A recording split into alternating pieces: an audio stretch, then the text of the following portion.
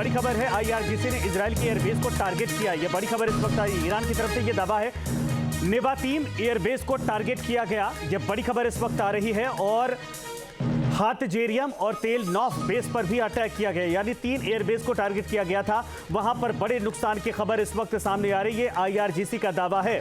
Sanjeev ji, sir इसको जरा elaborate करिए, समझाइए कि वाकई में अगर ये दावे किए जा रहे हैं और अमेरिका ये कह रहा है कि हमने बहुत सारी मिसाइलों को हमने भी मारा, तो क्या वाकई में एयरबेस जो कि सबसे सुरक्षित ठिकाना होता है, वहां पर एयर डिफेंस सिस्टम सबसे पहले इंस्टॉल किया गया होगा, वहां पर ये मिसाइलें पहुंच पाई होंगी? देखिए, मुझे नहीं लगता कि ये दावे सही हैं और ये जो दावे अवश्य किए जा रहे हैं। और वर्तमान समय में ईरान की जो एक सबसे बड़ी मंशा ये थी कि वो ये अपनी जनता को और पूरे अंतर्राष्ट्रीय समुदाय को ये दिखाना चाहता था कि वो कहीं से कमजोर नहीं है, वो भी रिटेलिएट कर सकता है।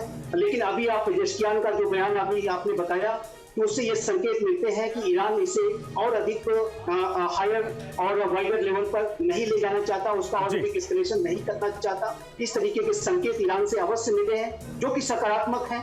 और यदि इस युद्ध का रीजनल एस्केलेशन न हो तो ये ईरान के लिए भी, इजराइल के लिए भी, पूरे मिडिल ईस्ट रीजन के लिए और पूरे विश्व के लिए अच्छा होगा।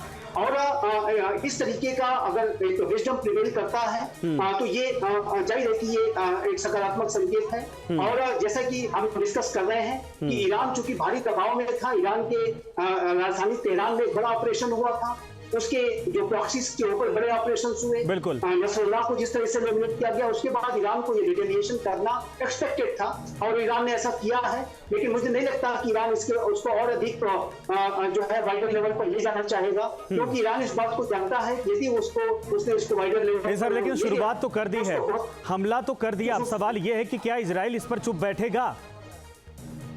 देखिए, इजराइल के अंदर कितनी क्षति हुई है, क्या इसका इम्पैक्ट हुआ है, इसको भी समझने के लिए हमें थोड़ा इंतजार करना होगा। हाँ। और जब पूरी स्थितियां सामने आ जाएंगी, और जैसा कि अभी आपने अमेरिका के एक किसी सीनियर अधिकारी का बयान आपने सुनाया, उन्होंने इस बात को कहा कि अभी तक जो रिपोर्ट है ये कैजुअलिटीज नहीं हुई है।